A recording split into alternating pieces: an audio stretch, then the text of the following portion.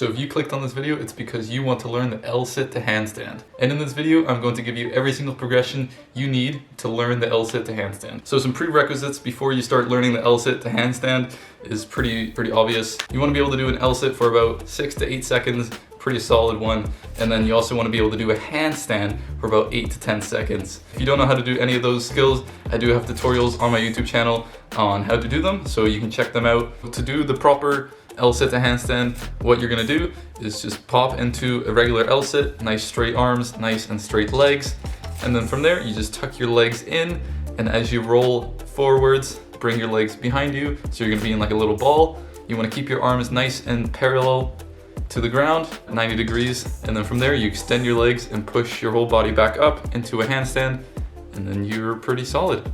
So the first progression is going to be a bent arm elevated pike hold. All that means you're gonna have your arms bent in a pike position while your legs are elevated. Once you're in that position, you just hold it for time, and that's gonna strengthen the hardest part of the movement, which is the pressing up. You just need to be able to hold that position to start strengthening your shoulders. If the elevated version is too hard, you can do it doing it on the ground. Just make sure you're in a pike position and put as much of your body weight into that hold and just really hold it for time. I would say if you can hold it for about 15 seconds, you should be able to move on to the next progression. So progression number 2 is going to be the L-sit to a bent arm tucked handstand swing. Pretty much all that means is you're gonna go into an L-sit, tuck your legs in and swing into a bent arm tucked handstand, and then just go back into an L-sit. What you're just trying to do is trying to get some reps and get the transition motion. As you get stronger, you'll slowly use less and less swing until you can reach about 8 to 10 reps of the swings. Then you know you can move on to the next progression. So progression number 3 is gonna be very similar to the second progression. All you're really gonna do is slow down the movement and hold it at the hardest part, which is the bent arm tucked handstand. So same thing, go into an L-sit, do it nice and controlled into the bent arm and hold it for a couple seconds, and then go back into the L-sit.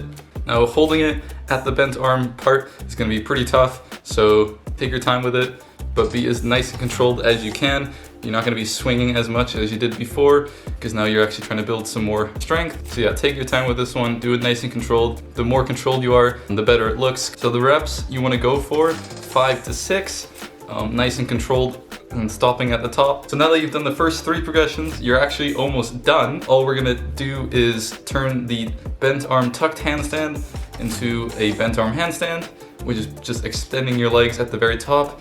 Hold it for a couple seconds and then go down back into the L-sit. You wanna do that for reps as well. I would say about 4 to 5 reps is pretty good. And then once you're there, you're so close to unlocking the L-sit to handstand. You need to do one more exercise that will really help out. So now that you've done those 4 progressions, you can see if you can do the L-sit to handstand press.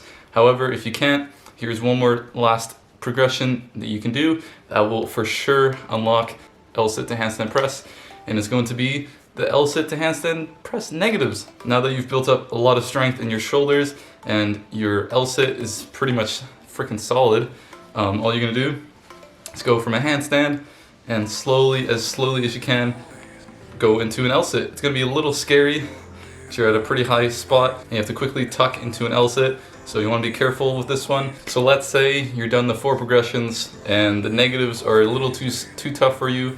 What you can do, start working on your overhead pressing, and some exercises that'll be very useful for that. It's gonna be a pike push-up, elevated pike push-ups, well, voice crack, and then wall handstand push-ups. Those 3 exercises will truly help your overhead pressing. If you wanna use weights, you can do like military press or dumbbell press, shoulder press, stuff like that. Really anything overhead pressing that will get you stronger in your shoulders to press your whole body into the handstand. And then from there, you just put it all together. L-sit to a tucked bent arm handstand, and then you just press into it, and then you're done. And that's the L-sit to handstand press. And I hope this video has been helpful to you. If it has, please leave a like, that would be truly appreciated. And yeah, thank you so much for watching, and peace out.